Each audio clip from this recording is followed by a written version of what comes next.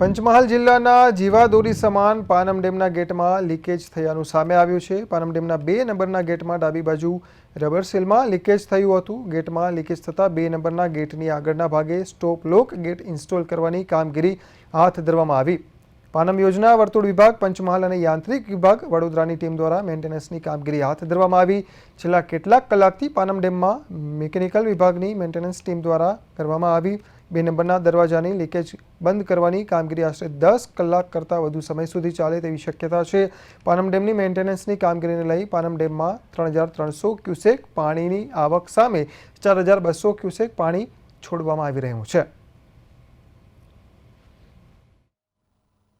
પાનમ ડેમના 2 નંબરના ગેટમાંથી ડાબી બાજુથી લીકેજ જોવા મળી રહેલ તો જે હાલ મિકેનિકલ વિભાગ વડોદરા અને પાનમ યોજના વિભાગ ગોધરા દ્વારા સંયુક્ત યોજના ધોરણે કામગીરી કરવામાં આવી રહેલ છે, જે આવનારા 10 થી 12 કલાકમાં પૂર્ણ કરવાનું આયોજન છે।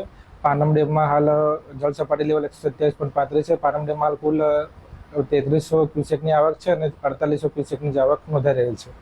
પાનમ ડેમ ખાતે ગેટ નંબર 2 માં ડાબી સાઈડની રબર સીલ માં લીકેજ જોવા મળેલ, જે હાલ યુદ્ધના ધોરણે સિવિલ વિંગ અને યાંત્રિક વિંગ દ્વારા ગેટના આગળના ભાગે સ્ટોપલોક ઉતારી પાણી બંધ કરી